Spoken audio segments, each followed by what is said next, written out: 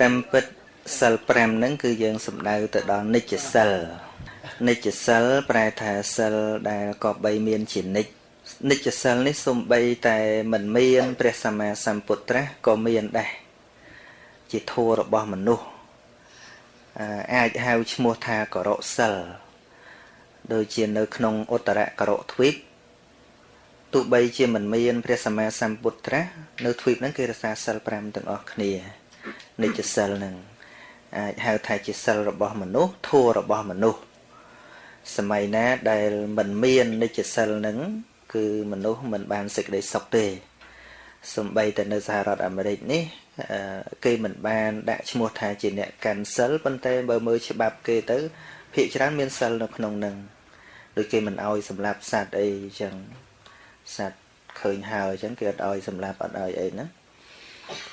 លួចទ្រព្យលួចអីហ្នឹងគេមិនអោយលួចណាមែនទេហ្នឹងហើយលួចប្រពន្ធកូនគេអីគេមិនអោយធ្វើណាណាវាមានហើយសិលហ្នឹងប៉ុន្តែគ្រាន់ថាមិនបានហៅឈ្មោះតែប៉ុណ្ណឹងកុហកបោកប្រាស់ដូចទូតអាមេរិកនេះគឺវាចង់ច្បាស់ណាមកកុហកអីវាមិនពេញចិត្តទេហ្នឹងគឺមនុស្សគ្រប់គ្នាគឺស្រឡាញ់សិលនឹងឯងប៉ុន្តែដល់តែព្រះសម្មាសម្ពុទ្ធសម្ដែងព្រះអង្គឲ្យឈ្មោះចឹងទៅប៉ុន្តែពុទ្ធធម៌នឹងមាននៅក្នុងមនុស្សបានសេចក្តីសុខដោយសារមានសិលនឹងឯងហើយដល់ទៅដាក់ឈ្មោះថាកាន់សិលឬក៏សមាទានសិល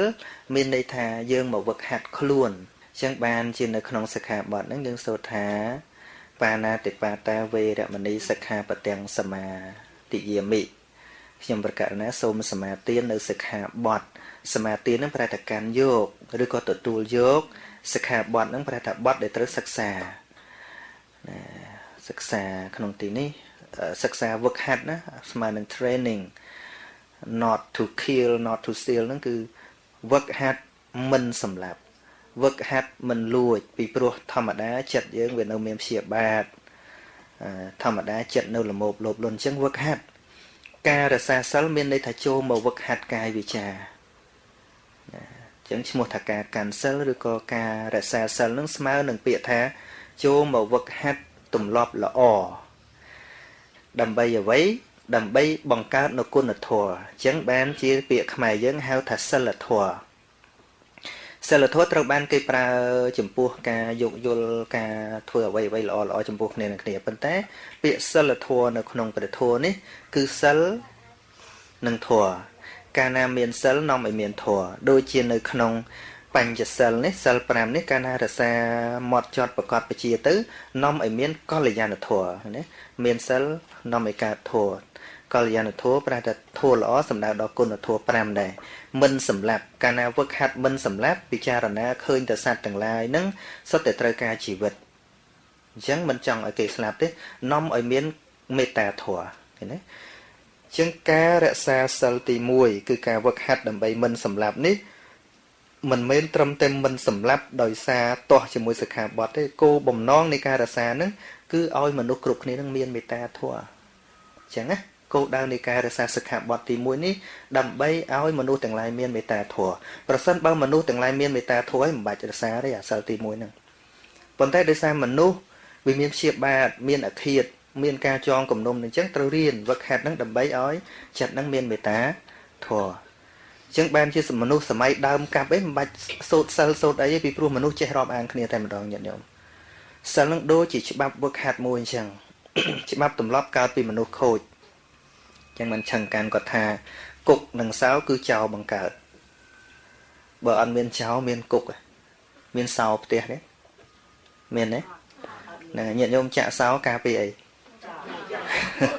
ហ្នឹងហើយអរគុណចោលទៅបើមានសោចាក់ផ្ទះនោះណាអោសុទ្ធល្អឆើតកើតពីរោគបើអត់មានរោគគ្មានពេទ្យទេមែនទេហ្នឹងហើយអញ្ចឹងបើសុខភាពល្អហើយត្រូវការពេទ្យទេអត់ទេដូចពេលដែលព្រះសម្មាសម្ពុទ្ធត្រាស់ដឹងដំបូងណាព្រះអង្គសម្ដែងធម៌ប្រោសបញ្ញវគិកាលនោះអត់មានវិន័យសូម្បីមកសិក្ខាបទអត់មានសោះប៉ុន្តែមនុស្សអាចសម្រេចគុណធម៌បានដោយសារមនុស្សនឹងគិតល្អ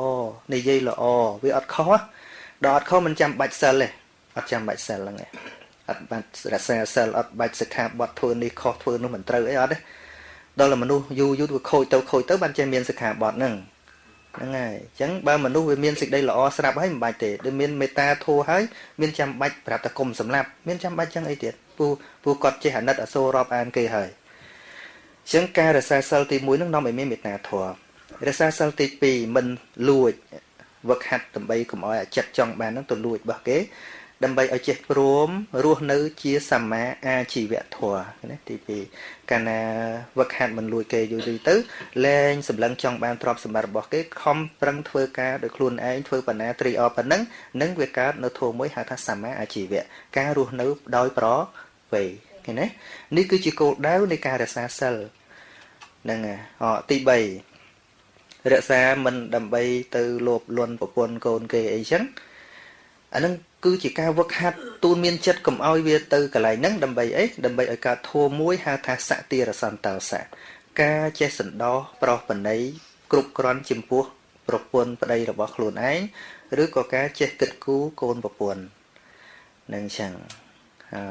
ហើយការរក្សាពាក្យសម្ដីមិនកុហកអ្នកដទៃសំបីដោយកុហកលេងក៏ដោយដើម្បីឲ្យកើតគុណធម៌មួយគឺសច្ចធម៌សច្ចធម៌បើមនុស្សនឹងមានសច្ចធម៌មិនបាច់មុសាវាទេវេរមណីទេប៉ុន្តែដោយសារនៅក្នុងមនុស្សយើងហ្នឹងវាមានអាកិច្ចកលវាមានជួនកាលគ្រាន់តែពិសាបាយហើយនៅប៉ុន្តែបិទហើយគ្រាន់តែលេងសិនក៏កុហកដែរវាអស់សច្ចៈបាត់ហើយឃើញទេហើយបងពិសាបាយអត់ទេប៉ិនកាន់ចានបណ្ដើបាត់ហ្នឹងប៉ុន្តែបើមនុស្សនឹងមានសច្ចធម៌ភាពទៀងត្រង់ហើយចាំបាច់សិក្ខាទយាមិទៀតទេមិនបាច់ទេហ្នឹងហើយអញ្ចឹងសិក្ខាបទនេះគឺជាបទដែលត្រូវសិក្សាវឹកហាត់ឲ្យកើតសច្ចធម៌ការតមគ្រឿងសង្វឹងដើម្បីឲ្យមានសតិសម្បជញ្ញៈនឹងអញ្ចឹងដល់ទៅការនៅគុណធម៌ពិតប្រកបកន្លែងហ្នឹងហៅថាគុណធម៌សិលរីឯពេលរក្សានេះមិនតំជាគុណធម៌ទេអញ្ចឹងបានយើងឃើញអ្នករក្សាសិលខ្លះកាន់តែរក្សាកាន់តែជេរកាន់តែរក្សាកាន់តែខូចថាគុណធម៌មិនមែននៅលើសិក្ខាបទហ្នឹងទេសិក្ខាបទហ្នឹងគ្រាន់តែជាការហាម5ដល់តែវឹកហាត់ចេះកើតមេត្តាកើតសមាអាជីវៈកើតនៅសតិរសន្តោសៈសច្ចធម៌អបមាទធម៌នេះទើបជាគុណធម៌សិលពិតប្រកបនឹងអញ្ចឹងបានជាការរក្សាសិលហ្នឹងលោកឧទាហរណ៍ដូចជាយើងត្រូវតមអាហារទាស់យើងឈឺត្រូវតមអាហារទាស់ហើយត្រូវធ្វើសេចក្តីល្អហ្នឹងដូចជាការបរិភោគអាហារបំពេញសុខភាពហើយត្រូវអប់រំចិត្តនឹងឲ្យវាស្អាតដោយភោរផង់ជំរះនៅមន្ទិលផ្លូវចិត្តនឹងដូចជាការលេបថ្នាំបំបត្តិរោគឲ្យវាជាពីខ្លួនយើងចឹងនឹងចឹងនេះសិល5នេះគឺជាសិលប្រចាំលោកហើយប៉ុន្តែដល់ពេលដែលព្រះសម្មាសម្ពុទ្ធត្រាស់ដឹងព្រះអង្គសម្ដែងបន្ថែមអំពីឧបោសថសិលចំពោះអ្នកដែលចង់ស្ងប់ស្ងាត់អ្នកដែលចង់លះបង់ដូចជាលះបង់នៃការបរិភោគអាហារល្ងាចដើម្បីឃើញទោសដល់ការបរិភោគនឹងយើងរវល់មួយថ្ងៃដោយសារបរិភោគមិនដែលទៅជាស្អីផងចឹងរៀនអត់ខ្លះទៅដើម្បីយល់អំពីការរវល់ព្រោះអាហារនេះហើយដើម្បីលះបង់នៅរសតណ្ហាដែលកើតនៅក្នុងរសអាហារនឹងហើយការភ្លើតភ្លើនដោយតន្ត្រីប្រគំដំគោះអីសពគ្រប់ហ្នឹងនឹងដើម្បីសង្រួមចិត្តសង្រួមកាយសង្រួមចិត្តឃ្លាតអំពីការសបាយភ្លើតភ្លើនហ្នឹងកាលណាយើងយល់អំពីបំណងនៃការលះបង់ហ្នឹងយើងនឹងជ្រះថ្លាកាន់តែច្រើនចំពោះអ្នកដែលលះបង់ខ្ពស់ជាងយើងដូចជាប្រសង់ឬក៏ប្រយោគិវិចរដែលលោកលះបង់ទៅនៅព្រៃនៅអីចឹងទៅដែលលោកមិនត្រូវការរបស់ទាំងអស់ហ្នឹងនឹងអញ្ចឹងដូច្នេះការសម្ដែងឧបោសថនេះឧបៈនិងឱសថហ្នឹងប្រែថាថ្នាំឧបៈហ្នឹងប្រែថាខ្លាំងថ្នាំខ្លាំងគឺចូលទៅកម្ចាត់បងនៅកិលេសបន្ថែមទៀតនឹងអញ្ចឹងការរក្សាសិលនេះគឺដើម្បីអប់រំកាយវិជ្ជាចិត្តប៉ុន្តែកាលណាយើងច្រឡំយើងអួតគ្នាសិក្ខាបទច្រើនតិចអាហ្នឹងការរោគប្រតិកម្មសិលការនៅសិល5ដូចល្មមដល់ពេលសិល8ឈប់ហូបបាយចូលអ្នកសិល5បដ ாய் តាមពិតសិលកាន់តែខ្ពស់មាននេះកាន់តែតិចទេដូចជាសិក្ខាបទចុងក្រោយឧច្ចាសយនៈមហាសយនាមិនដេកឬអង្គុយលើអាសនៈខ្ពស់ហួសប្រមាណឬក៏អាសនៈប្រសើរមិនបានត្រូវលះបង់អាសនៈប្រសើរគឺដើម្បីធ្វើខ្លួនឯងកុំឲ្យតម្កើងខ្លួនតទៅទៀតពង្រៀនអ្នកសិលខ្ពស់មានអ្នកសិលខ្ពស់មានអ្នកទៀតនឹងដាក់ខ្លួនកាន់តែទៀបសភាពរៀបសារគួរជាទីស្រឡាញ់លែងប្រកាន់ពីមុនគ្រាន់តែគេរៀបកន្លែងមិនស្អាតអីក៏ខឹងឥឡូវឲ្យដេកបន្តិចក៏បានចិត្តអ្នករសារបោសុនសិលអញ្ចឹងប៉ុន្តែមិនអញ្ចឹង แต่mình chẳng có nó nâng chẳng và nâng cái này mình ơi tầm này chẳng ai nhận nhôm thầu u chẳng mình tự thả ôi quạt cũng thả ôi quạt nâng trên cao với chợ lòm tam bứt nẹt ra xa cái sờ cái búa nâng mình chạm bạch tầm cao khuôn ảnh thì tay dương nẹt sờ tiếp từ tay của rụp quạt chế nè mình chăm bạch ôi quạt tầm cao khuôn đi còn tay dương chỉ nẹt mình toàn để xả sờ rồi cái dương nẹt sờ tiếp quạt trên quạt nâng từ của rụp quạt nè tay quạt khuôn ảnh bạch tầm cao khuôn thì đôi chỉ bật song chứ bạch tầm cao khuôn ảnh thì ca của rụp nó lớn nhất nhôm chẳng tử cây mình có rút không ấy này phần tới mình chăm bài để nhôm ấy thâu có rút à tham bài tí ảnh đó vì mình chăm bài ấy thâu thôi chẳng thể nên chẳng chắc ban sầm này song cái đấy lúc bà bịa sầm rạp song được thả tham xuân đi côn đi môn màu đòi ở vấy mình cú bà bịa đi môn để khuôn ấy nhá bịa đi môn chỉ bịa lược tầm cán sầm rạp bò để sát nè hài ấy khuôn ấy tham màu đa màu chỉ lan dây thom mà đa chẳng khuôn ấy nhá lúc anh dây thầm mà chẳng ri ở biển này môn bịa cuông nứng cứ sầm rạp nhận nhôm nè hài và luôn ấy ngắt mang coi nè mà chôn đấy cứ anh dây thầm sầm manh thầm mà chẳng bịa cuông bịa coi sầm rạp nhận nhôm hài thì hiểu đấy cứ mình oi tầm cao luôn anh thế thưa oi tới là o tới cây lực phần á cây lực từ giang nam minh nè miên côn là thua sál đôi khniên chẳng phần mình chẳng nhận nhôm mà chưa thể khơi nhận nhôm khang đó còn miền mua xây là one xây là vật tấy khẩn chơi con tơ visa đinh tộc thom mà đá có con tơ có tha cật khai khô